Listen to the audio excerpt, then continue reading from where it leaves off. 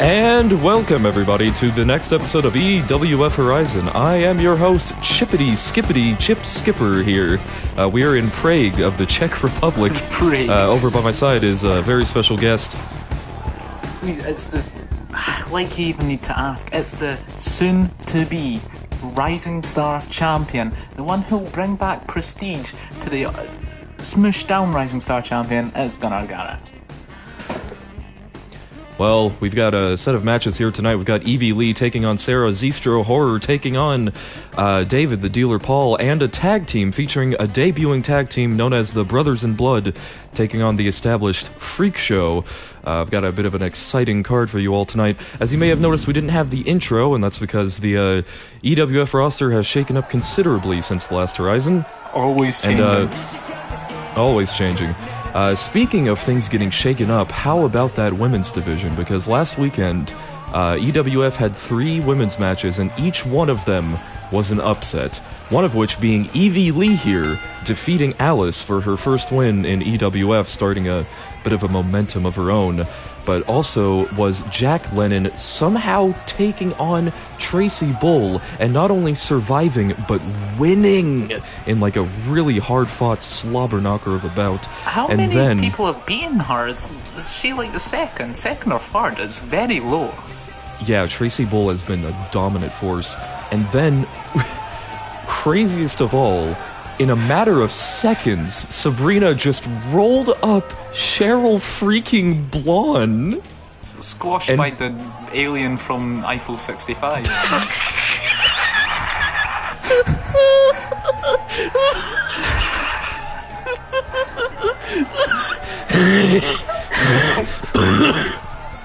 Oh god, that was really funny. But yeah, Sabrina definitely cemented herself as a established #1 contender. But speaking of established people, Evy Lee has definitely established herself in the hearts and minds of the EWF audience with her antics. But antics that have not won over the audience is Sarah here. As you can probably tell by the blatant ripoff of Shinsuke Nakamura's theme playing in the background. Yeah, she's been kind of going on Twitter talking about how much better WWE is than everyone else, including EWF, so the fans haven't really taken too keenly to that. It's a bold move, I can certainly say that. Many people think that she's trying to kind of bribe her way into the WWE that way, but not too sure about the effectiveness of that. Pretty sure that's John Cena's hat. Go straight to developmental and name changed. Yeah. Anyways, about to start this match off. We've got the old classic referee in the center of the ring. Let's go. Immediately, Sarah leaving. How much is that referee getting paid? I mean, it's only 3 matches a night. It can't be too crazy of a thing. Speaking of crazy, on the outside already, going brawling immediately. Sarah trying to take this out of the ring. I can see why he's getting paid so little. He's doing very little to get them back in the ring. I mean, the sooner they both get counted out, the sooner this match ends, the sooner he collects his paycheck. He's not paid hourly. Oh man, wouldn't that suck if you were paid hourly as a ref and it was just 3 squash matches? Yeah, you're working for free tonight. Anyways, speaking of working, Evy Lee working over Sarah here, just really going to town on her midsection. Looks like Evy Lee has taken back control of this match. The fans are very active to express their displeasure of Sarah's antics as of late, although she definitely has a size and strength advantage over Evy Lee here. Good lord. She really is just like towering over. Like, are we sure she's not on stilts or something, or...? Honestly, Evy Lee just has that effect on her opponents. Like, Evy Lee is a small gal. Like, not Casey Catanzaro small, but still pretty dang small.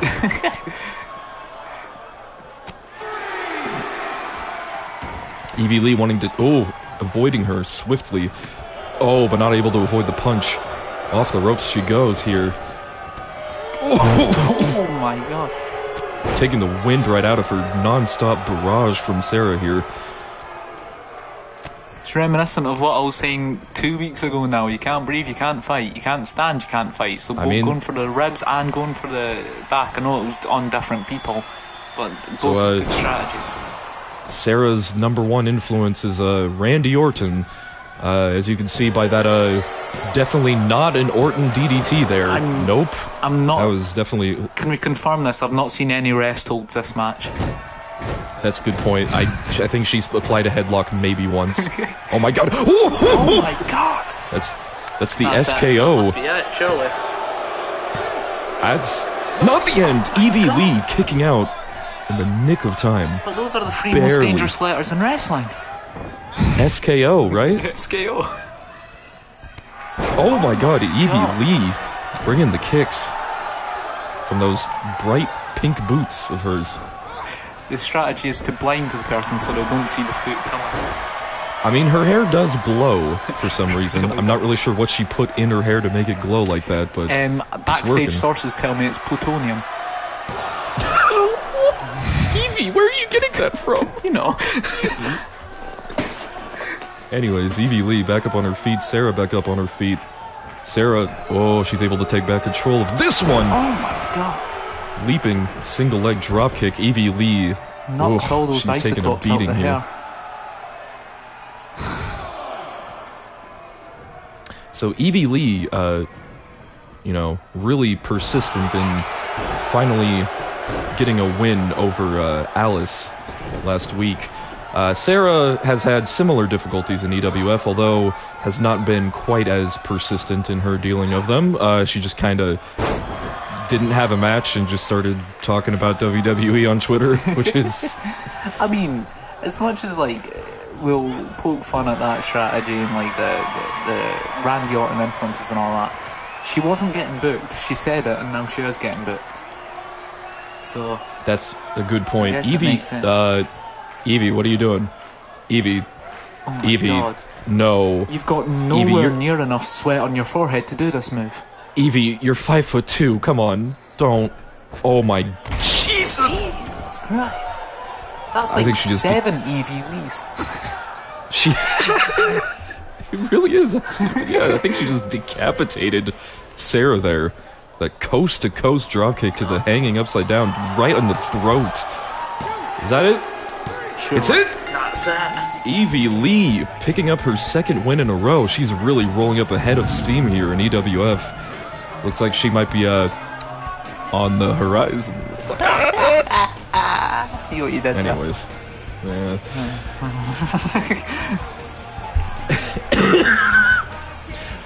Anyways, Sarah definitely putting on a dominant show towards the beginning, using the influence of her, I don't want to say masters, since that's not quite maybe role model, the role model, I suppose.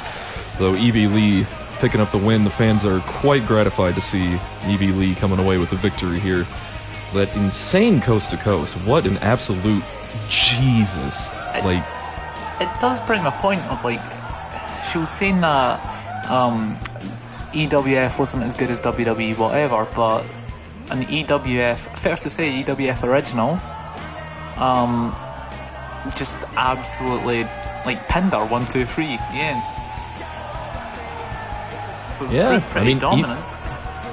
Evy Lee definitely protecting the honor of EWF here. Definitely bringing it home. Up next, though, is Stroh Horror, who's been on a bit of a run lately, taking on the main card staple, David the Dealer Paul. Dead Man's Hand, is any of Dead Man's Hand gonna get in there? Well, Derek Gunslinger is out of town, it seems. He's didn't really want to come to the Czech Republic. He said some somewhat nationalistic things and then just kind of refused the flight over, so... Not a big fan of Prague, huh? Not a big fan, no. I'll be honest, as being here right in the country right now, I can't blame him. Can't blame it. It's a dump. Let's just get this out here. That's a little harsh. I mean, am I wrong? But getting a slightly warmer welcome than he usually does, which is ironic, is the Siberian Iceman, Stroh Horror. Used to be a bare-knuckle brawler in Russia's underground scene. He seems to be trying to intimidate the fans, but the fans seem to be pretty chill towards him. That's like the third ice pun in a row. Jesus. You could say, my Arnold Schwarzenegger? I wonder if David Paul will be frozen in fear. Well, David Paul's a bit of a fearsome sight himself. He's really is. He's It's got the quite big a bit beard of that does a stature. lot. Yeah, the big beard, the pretty good build, honestly. But Stroh Horror, definitely not one to mess with. I believe he's undefeated in EWF, 2-0. I believe 2-0. I think that's the statistic for him. But yeah, he's definitely on a roll. But here comes David, the Dealer Paul, representing Dead Man's Hand, a stable that I'm pretty sure you're familiar with, Gunnar Garrett. You know, we've had our run-ins. Although I've mainly been working either with or against Gunslinger, there has been a couple of run-ins with Paul, and I can tell you that he's a tough lad. As you said, he's got the fearsome look. He's ripped to shreds, and he's got the whole fearsome look. He's obviously very confident. I think, even though you said Stroh's 2-0, I think David's got the advantage. Well, I noticed that you didn't make any comment on Dead Man's Hand's apparent attempts to recruit you, as well as Ace Sanders, the cowboy-looking dude with the black polo thing going on. I'll be honest, I have no clue what's going on with Ace Sanders. The choice to join Dead Man's Hand is my own. Oh my god! Oh, good gravy. Schmaltzies. I forgot what the catchphrase was already. Dang it. But yeah, it's not ready to be revealed yet. We will reveal it. Well, David the Dealer Paul doing what he usually does, going after the legs. He really likes to crank in those legs, lock him in, make his opponent tap out, really send a statement. He doesn't really care so much about winning so much as really establishing dominance. That's the smart way, because wins and you could focus on wins later, right? They basically reset after time, but dominating performances, if you get squashed in 10 seconds, that's going to stick with you. Wait, what the hell's that music? What the... That's Ace Sanders! Oh my, I think we're getting his answer. What the hell is Ace Sanders doing here? Unless... Oh my god! Ace! Oh my god. Okay, technical difficulties, folks. We need to... Ooh. What the hell was that? I mean, I guess the advantage did go to David in some way. I was right about that, but not the way that I was thinking. I guess Ace Sanders just answered Dead Man's Hand. I guess he's on board. Yeah. Jesus. Alright, well, I mean, that's one way to announce it. Oh. That's... Whoa. I thought it was going to be Twitter, if I'm honest, but that's another way. We managed to clear out the ring here.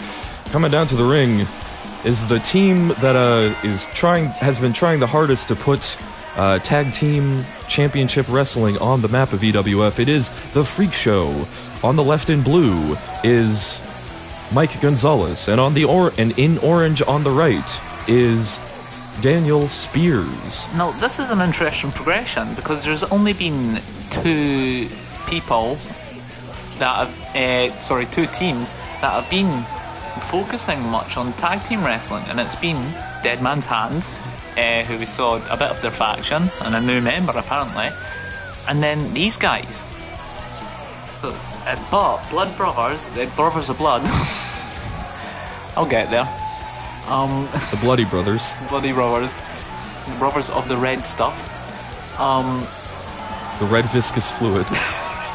Family members of Red Viscous Fluid.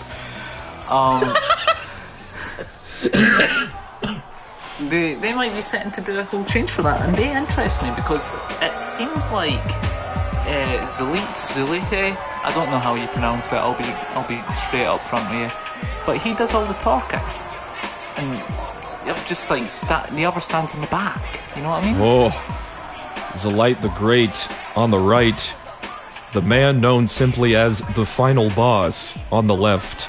You know, calling yourself the Final Boss and the Great on the local indie scene is probably a one-way trip to getting your ass kicked so hard that you get injured. So the fact that these two are standing here unscathed says a lot about their toughness. Yeah, you have to prove it. Because, like, there's a lot of ways that some wrestlers, they stop doing stuff from out of respect. A lot of people will shy away from the pile driver, for example. Just out of the respect of wrestling. But as soon as somebody comes in and starts calling himself the final boss, the great, it rubs people the wrong way, and then that stops. The respect for them goes, and the fact that they're walking down to the ring, if not walking confidently, it shows that they must have backed up what they've been claiming. Yeah, I mean, I can kind of see why. The final boss has some serious beef there, but looks like the two teams are starting out with their brawlers here. Daniel Spears, the brawler of the Freak Show. I don't often shy away from people, but my God, if someone like the final boss is in the ring, I am in the back. You know what I mean? That's a real statement coming from you. Holy cow. I am glad I'm on commentary. Oof. You can probably see a fan there in the back of Zulite the Great with the bald is beautiful sign. Oh, Daniel Spears with the disrespect. God. Oh, but Zulite the Great just keeps the power going. He is clearly outpowering the stronger member of the Freak Show here. And notice where he's doing it too. He's putting him right up in his tag team partner's face to say, yeah, I could do this. This is happening to you if you tag in. Go in, tag in, I dare you. You know? Yeah, Zulite the Great showing his dominance against the EWF veterans here. Good. Cravat suplex. Good lord. Good job calling that. I would have no idea where to start, apart from just simply saying that he put him on his ass. Oh my God, Zulite the Great. Oh. Those close Daniel lines. Spears fighting back though. Oh! Daniel Spears dodging, tagging in his partner, getting that teamwork going in here, going up to the middle rope here. Well, better start chopping down the tree, but Zulite, using his reach to his advantage to take hold of Zulite. He has got long up. That's something I've noticed, that is muscular and wide as Zulite the Great is. He's not got the long arms of Mike Gonzalez. Freak Show, to be honest. Yeah. But here he's about the same height. Oh, good. Oh. Tag out, my man. Tag out. Oh, the final boss. Oh, lands a knee. The final boss isn't even phased. He's still standing. Oh, no, that's not going to work, Mike. You gotta chop that tree down before you can start logging the wood around. You need to go for the legs. You need to focus only on limbs. Effortlessly picking him up, shoving him down. Oh, but Mike Gonzalez fighting back. Mike Gonzalez. Oh, he's going to go for leverage. Managing to take down the final boss using leverage and speed. He's got him on the floor mat. He needs to figure out what to do now that the final boss is on the mat. He needs to come up with a solution quickly. I think I know what he's going to do, and I like the plan. Quick, constant tags. Keep each person fresh. Keep them in their own corner. Here's the thing. Although the look of dominance goes to the Brothers of Blood, the tag team wrestling knowledge that Freak Show just did, they cut off their... Oh my God. Daniel Spears with a 2-in-1 there, taking control of this bout. The ferocity of Daniel Spears should not be underestimated. He is the less experienced of the two Freak Show members, but he is definitely the more spirited, but he's not big enough for the... Oh, Jesus. Is anyone big? I'm pretty sure I've seen this backstage, the backstage correspondence back. Apparently, the final boss should have tackled a bear. Oh my God. He just bounced off of him. The final boss didn't even, do anything to stop. He just stood in the way. Daniel Spears, he's keeping the pressure up, and he's got to keep the pressure up. Otherwise, the final boss is not going to stay down for very long. No. My God. Final boss. Full control of this bout. I'm finding it struggle to commentate on this because I'm just in awe of what is happening. I've never faced Freak Show, but from what I've seen, I know that they are really, really good. And oh God! Shit. Well, I hope you enjoyed walking down to the ring because you'll not be walking out. Oh, he couldn't get to the corner, but he has an opening. He needs to tag. Oh, but he's not going to tag. He's going to... Oh, he should have tagged. He really should have. Oh, Jesus. The beef. The sheer beef and brutality from the Brothers of the Red Viscous Fluid is unparalleled. Is that their new name? Their new canon name? Look, alright, listen. Let's just keep going. I'm certainly not gonna... The crossface. He's got the crossface locked in. But Daniel Spears batting the ropes. That's his like only hope at this point, is to reach out and hope he's in the corner, which he was. Well, now he's wishing he wasn't in the corner. Oh no. Mike Gonzalez looks terrified for his partner. Jesus. Oh my God. Never mind. All that body weight. How are you meant to kick out of that? All that body weight. Jeez, pure aggression is right, crowd. Holy shit. Can I just point out something too? Like, obviously the final boss was amazing and impressive and has shown a whole lot, but he's backed up. But I feel like Zulite, what was it? Zulite? Zulite. It's a difficult name. I feel like he had the most to prove of someone in the corner like the final boss, but he more than did it. And to think that he calls him like, he focuses more on the hardcore thing, and this is what he did with his bare hands. Imagine like putting a candlestick, putting some barbed wire. My God. Candlestick? You could bring in a lead pipe. Yes, also a candlestick. Gonna bring in a lead pipe and a rope. Bring a lead pipe. In the wrestling ring. That's a bad joke. It was Zulite the Great in the ballroom. Well, this ballroom right here... Oh, this is a ballroom, isn't it? Holy shit.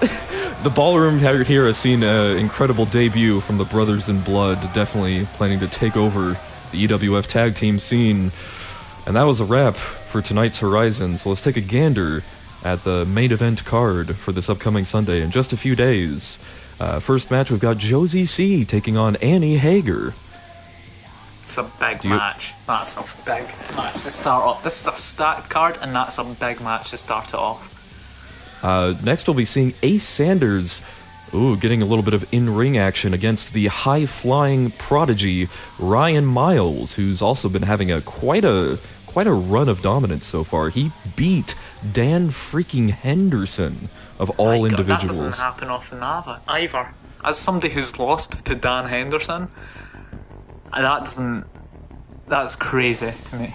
Yeah, so Ace Sanders he might need to put his new alliance with Dead Man's Hand, assuming that he is even in that alliance, because technically he cost Dave the Dealer Paul the match, technically. So. That's a good point. What if that's a strategy? What if we've all just assumed that's him accepting, but what if he's actually turned it down and was like, you're not gonna win? Ooh, that's... Add a little bit of fuel to the fire. After that is Alice, who might have a chance to catch Cheryl Blonde off guard, since Cheryl Blonde seems very rattled after what happened to her last weekend. She's trying to play it off, but I think it's all plain to see. Nobody gets beat like that and comes out even more confident. The next match, I'm sure you'd feel most comfortable describing. It's this poser that thinks he's done enough to go to Acclaim just because he got a double count out on the former champion, versus a legitimate star, a constant professional. And I think, let's be honest, it's a one-sided match. He is a good opponent, but, as I said, he's not a constant professional. I mean, fair enough. After that is Falcon Takanashi taking on Derek Gunslinger. Not really sure. We've been thinking about whether Gunslinger or the Paul. Can I speak English, please? David the Dealer Paul would be the manager for Ace Sanders. But what if it's the other way? What if Ace Sander comes out to help Derek Gunslinger? Oh, that is an interesting potential. I mean, Dead Man's Hand is all over the card this weekend as of late. They really are. They're spread out. I mean, Dave the Dealer Paul actually has another match on live tomorrow night, which is quite... he's really taken on a heavy schedule. Yeah. But speaking of stacked card, holy shit. That's Jose No challenging Christian TK Wheeler for the EWF World Championship. The undefeated Christian TK Wheeler defending his title against the prime poet of purple prose, Jose No. Which, good gravy almighty, that is quite... Say that 5 times fast. That is a big bout. Ooh, that is a big bout. Easily the top 2 competitors at the moment in EWF. Ooh, yeah, that's for gonna sure. Be a match of the ages. And there's a lot of bitter blood behind it because of the backstage brawl, which obviously TK Wheeler won. You know. Yeah, that's... Jose No's got a lot to prove, but he's made it this far. We'll see if he manages to bring it home. But thank you all for joining us here on EWF Horizon. I have been your host, Chippity Skippity Chip Skipper. Sitting next to me is the one and only Gunnar Garrett, the constant professional. You really got me with that. The constant professional. Again, soon to be Rising Star champion, the first ever person to be going commentary as a champion. I'm calling that right now. You might even be in the intro to Horizon, potentially. Although if you are performing, it might be a bit difficult for you to be on commentary, but...